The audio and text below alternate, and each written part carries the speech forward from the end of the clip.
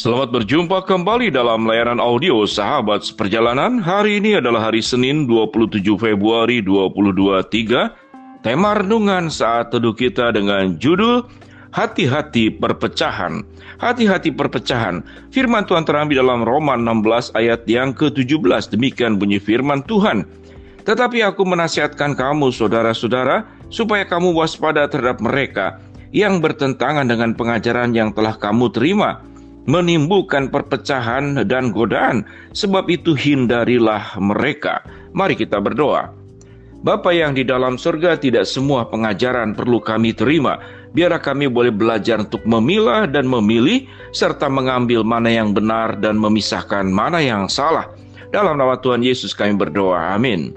Shalom sahabat seperjalanan yang dikasihi Tuhan. Natur manusia semenjak lahir bahwa dia perlu belajar. Dan untuk belajar maka membutuhkan pengajaran. Dan untuk membutuhkan pengajaran, kita perlu orang-orang yang mengajar, yang kita sebut sebagai guru, mungkin orang tua, atau mungkin tokoh masyarakat, ataupun buku-buku yang dibaca, ataupun narasumber-narasumber yang lain sebagai sumber pengajaran. Namun sahabat seperjalanan, ada sebuah skill dan keahlian yang perlu diajarkan, yaitu memilah dan memilih pengajaran. Memilah dan memilih pengajaran agar kita tidak masuk dalam perpecahan, kemudian justru pengajaran tersebut membawa kerusakan. Di dalam kitab Roma kita bertemu dengan Paulus yang terus-menerus mengingatkan, berhati-hati dengan pengajaran yang bisa membawa kepada perpecahan dan godaan, sebab itu hindarilah mereka. Dalam konteks ini dijelaskan pada ayat yang ke-18. Sebab orang-orang demikian tidak melayani Kristus Tuhan kita, tetapi melayani perut mereka sendiri, dan dengan kata-kata mereka yang muluk-muluk dan bahasa mereka yang manis, mereka menipu orang-orang yang tulus hatinya. Sahabat seperjalanan, tatkala pengajaran disisipi dengan kepentingan-kepentingan pribadi, dan bentuk kepentingan pribadi bisa dengan banyak tujuan, untuk mengumpulkan massa, mencari pengikut, atau kemudian mencari keuntungan finansial atau keuntungan yang di dalam firman Tuhan pada ayat 18 dikatakan adalah mereka sedang melayani perut mereka sendiri. Inilah disebut dengan kita tidak cukup hanya mendapatkan pengajaran, namun kita perlu diberikan pendidikan pengajaran untuk memilah mana pengajaran yang benar dan memilih mana pengajaran yang salah. Sahabat seperjalanan, memilih pengajaran yang salah artinya kita memilih untuk menolak pengajaran yang salah. Di dalam pembinaan yang kita dapat, pengajaran-pengajaran yang kita terima bertebaran di media sosial, bertebaran di mana-mana. Sama dengan udara yang berkeliling di seluruh dunia ini, dan sinar matahari pada siang hari yang menyinari, dan kemudian pada malam hari mungkin bulan dan bintang, semuanya bentuknya adalah sinar. Semuanya seakan-akan membawa keuntungan.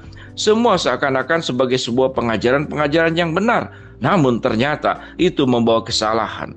Bagaimana kita bisa melihat mana pengajaran yang membawa perpecahan, pengajaran yang membawa kesesatan, atau pengajaran yang benar?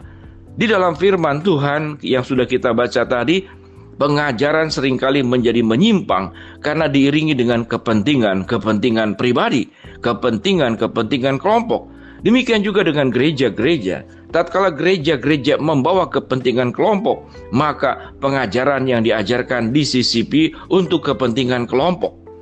Tatkala pengajaran yang diberikan hanya memikirkan ini untuk jemaatku, bagaimana gerejaku bertambah, jemaatku bertambah, maka dia tidak lagi memikirkan bagaimana jemaat bisa bertumbuh, tidak memikirkan gereja yang bertambah, tapi jemaat yang bertumbuh. Kalau dia sudah bertumbuh, dia akan pergi ke gereja manapun, maka tidak menjadi masalah, karena semua gereja adalah gerejanya Tuhan, selama gereja itu mengajarkan pengajaran-pengajaran yang benar. Ini dalam konteks kehidupan bergereja. Dalam kehidupan bermasyarakat pun sama. Di dalam dunia bisnis, ada banyak sekali orang yang menawarkan, ayo ikut dengan saya. Kamu akan maju, kamu akan berkembang, kamu akan mendapatkan kebebasan, freedom finansial. Lalu kemudian dia mengajarkan tahapan-tahapannya. Namun sesungguhnya motif utamanya bukanlah untuk menolong setiap sahabat seperjalanan, namun untuk memperkaya mereka. Bagaimana mereka mendapatkan perpanjangan tangan, marketing-marketing yang baru, lalu kemudian berbahagia hasil, tujuannya adalah untuk keuntungan dirinya sendiri. Selama sebuah pengajaran dimaknai dan diisi dengan nilai-nilai dan motivasi-motivasi hanya memikirkan kepentingan dan keuntungan sendiri, maka semua pengajarannya menjadi pengajaran yang membahayakan. Maka orang tersebut tidak pernah memikirkan keselamatan kita. Orang itu tidak pernah memikirkan kesejahteraan kita, tapi orang itu pada dasarnya memikirkan kesejahteraan dirinya sendiri. Memang tidak semua orang seperti demikian. Oleh sebab itu, kita harus pandai-pandai memilah dan memilih pengajaran. Pada akhirnya pengajaran-pengajaran tersebut setelah diketahui, oh ternyata semua mulut manis niat baik itu ternyata adalah sesuatu yang berdampak buruk kepada diri sahabat seperjalanan. Di sanalah terjadi perpecahan. Saya tidak pernah mengikut lagi. Dan saya akan mengatakan orang ini tidak bisa dipercaya. Kalau perlu saya akan memberitahukan, menyampaikan kepada semua orang, berhati-hati dengan orang ini.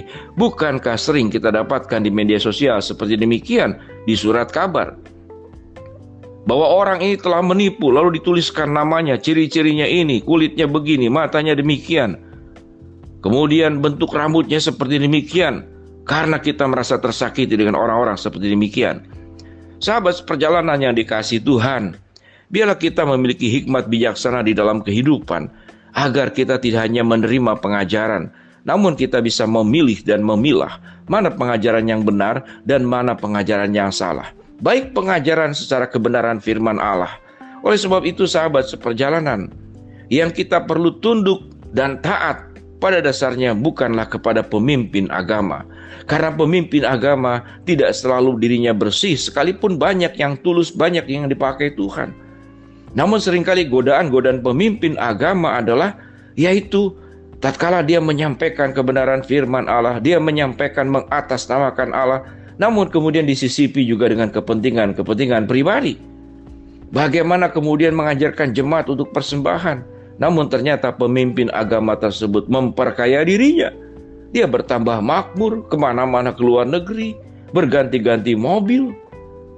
Maka kenapa demikian? Karena seorang hamba Tuhan, dia akan memikirkan kesejahteraan daripada jemaatnya, kemajuan daripada jemaatnya. Sebagaimana orang tua, bukankah banyak orang tua yang irit kepada diri sendiri, namun memikirkan bagaimana untuk anak-anaknya itu bertumbuh, berkembang, lebih maju daripada dirinya. Sehingga sewaktu orang tua mengajarkan tentu dengan ketulusan, dengan kemurnian. Demikian juga para pemimpin, siapapun pemimpinnya. Maka yang perlu diperhatikan tidak hanya apa yang diajarkan, namun bagaimana kehidupannya. Ini salah satu cara untuk membedakan mana pengajaran yang benar dan mana pengajaran yang salah. Jadilah pribadi yang berhikmat, yang bisa membedakan mana sesungguhnya kita hal ini pengajaran yang membawa kepada kesesatan, yang merusak kehidupanmu, yang menjauhkan dirimu dari Tuhan. Atau kemudian pengajaran yang benar disampaikan juga oleh orang-orang benar dengan tulus ikhlas, dengan tujuan-tujuan mulia, semuanya buat kemuliaan Tuhan. Maka orang-orang seperti demikianlah yang perlu kita ikuti. Mari sahabat seperjalanan, jangan sampai menerima pengajaran yang membawa kesesatan dan kepada perpecahan. Kita berdoa. Bapa dalam surga, terima kasih buat kebenaran firman Allah yang sudah kami pelajari hari ini. Hamba-Mu berdoa buat sahabat seperjalanan yang sedang sakit, Tuhan jamah sembuhkan. Sahabat seperjalanan yang sedang menghadapi masalah, Tuhan bukakan jalan. Sahabat seperjalanan yang sedang memohon berharap sesuatu kepada Tuhan, Tuhan akan kabulkan sesuai dengan kehendak dan rencana-Mu. Dalam nama Tuhan Yesus kami berdoa. Amin. Shalom sahabat seperjalanan, selamat untuk memilih dan memilah mana pengajaran yang benar dan mana pengajaran yang membawa kesesatan dan perpecahan. Shalom.